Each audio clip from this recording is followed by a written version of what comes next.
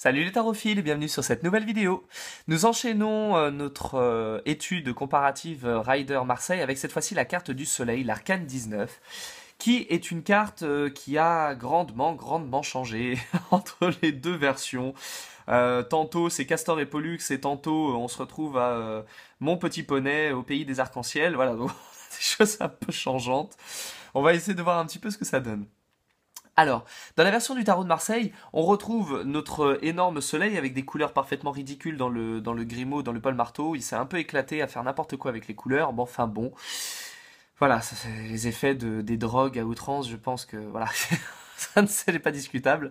Et on se retrouve avec deux personnages qui soudainement n'ont plus les pieds dans l'eau, alors que normalement ils sont censés avoir les pieds dans l'eau avec un petit bout de terre.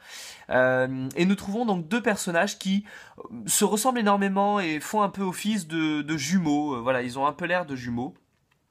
Et donc ça peut nous faire effectivement penser éventuellement à Castor et Pollux, mais aussi à Mungarm et Fenris, qui étaient deux dieux germaniques qui étaient sous forme de loups lorsqu'ils se battaient l'un l'autre, et lorsqu'ils se battaient l'un l'autre, la lune passait devant le soleil faisant éclipse, et lorsqu'ils arrêtaient, ils reprenaient une forme humanoïde, et le soleil réapparaissait. Donc on pourra avoir l'image justement un peu du loup-garou qui se retransforme. Ce que l'on n'aura pas ici, puisqu'ici nous n'avons que un seul enfant, vraisemblablement une petite fille, on peut supposer, avec les fleurs dans les cheveux, qui se trouve sur un cheval ou sur un poney. Voilà, il y a quelque chose de très dessin animé, un peu Fluffy Bunnies, les petits lapins qui mangent de la guimauve. Donc pourquoi pas. Moi, bon, voilà. Après tout, c'est une image lumineuse comme une autre. J'apprécie fortement cette carte-là, j'en suis un peu obligé parce qu'il y a des tournesols et que c'est ma fleur préférée.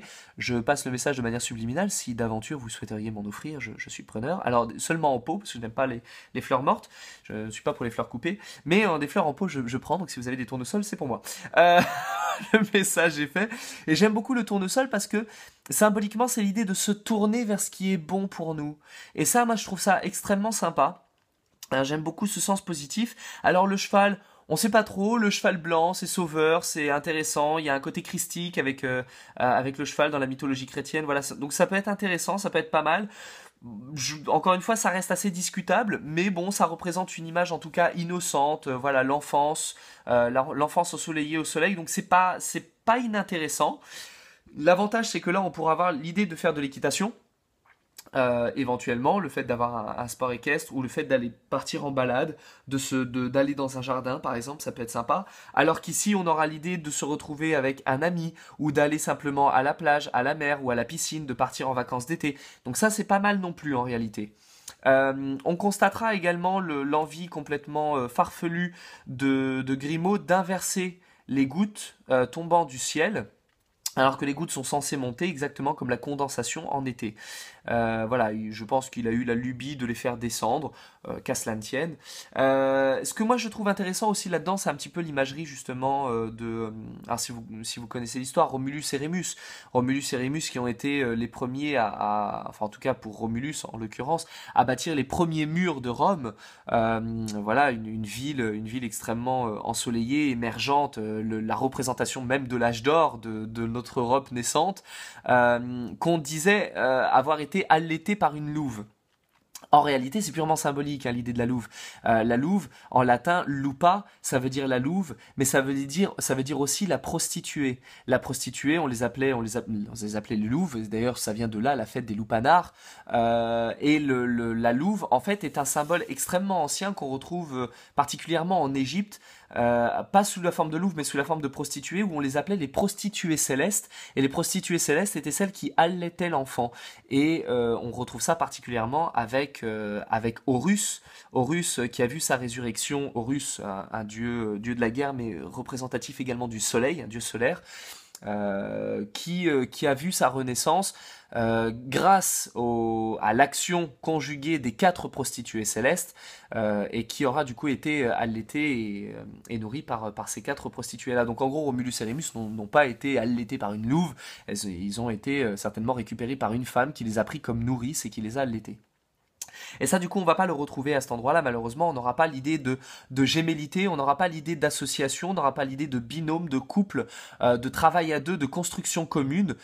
Et c'est dommage parce que du coup, le soleil, quand nous on le tire dans le tarot de Marseille, on peut voir l'idée du couple, on peut voir l'idée d'emménager à deux, on peut voir l'idée de se mettre en association. Ce que là, on n'aura pas.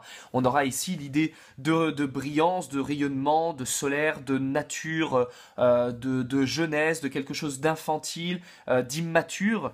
Là, ici, on n'aura pas ces significations-là, on aura l'idée d'une jeunesse aussi, mais on aura surtout l'idée d'aller découvrir l'autre, d'aller toucher l'autre, d'avoir du contact.